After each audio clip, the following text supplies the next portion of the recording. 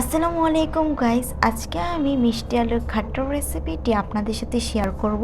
তো ভিডিওটি অবশ্যই শেষ পর্যন্ত দেখবেন। তো আমি এখানে আম আর মিষ্টি আলু নিয়ে নিয়েছি। এটা কাঁচা আম, আমি একটি বড় সাইজের আম আর বড় সাইজের মিষ্টি আলু কেটে নিয়েছি। দেখুন কিভাবে আমি ছোটো ছোটো টুকরো করে কেটে নিয়েছি, আর কাটারগুলো কত ভালো হয়েছে। আমি ধুয়ে ভালো করে পরিষ্কার করে নিচ্ছি। এবার আমি মিষ্টি আলুগুলো দিয়ে দিলাম একটি পাত্রের মধ্যে। আর মিষ্টি আলুগুলোর সাইজটা এরকম রাখারই ট্রাই করবেন।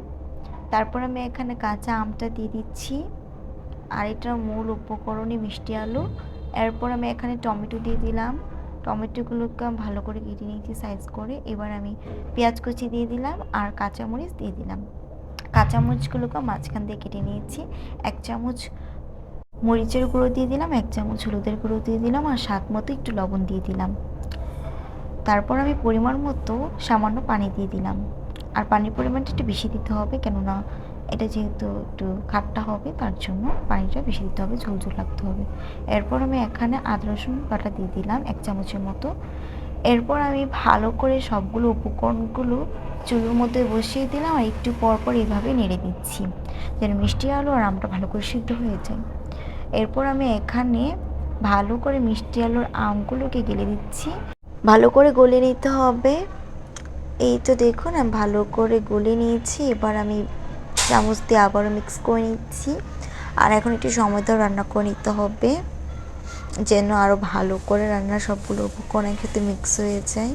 এবার আমি আলাদা একটি পাত্রে সামান্য একটু তেল দিয়ে দিলাম। দেওয়ার পর এখানে আমি তেলটা গরম হয়ে যাওয়ার পর 2টো শুকনো মরিচ দিয়ে দিলাম। শুকনো মরিচগুলোকে একটু ভেজে নিলাম। এরপর এখানে রসুন কুচি দিয়ে দিয়েছি। এখন ভালো করে উপকরণগুলোকে ভেজে নিচ্ছি। ভালো করে ভাজার পর আমি খাটটার মধ্যে দিয়ে দিলাম রসুন আর শুকনো মরিচটা। তারপর আমি ভালো করে আবার একটু মিক্স করে নিচ্ছি। এখন দেখুন কালারটা একদমই চেঞ্জ হয়ে গেছে, আর এটার টেস্টটা আরও বেশি ভালো হয়ে যাবে।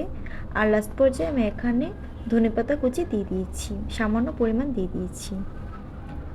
আর আরেকবার আমি ভালো করে উপকরণগুলোকে একটু সময় ধরে রান্না করে উঠিয়ে নিব।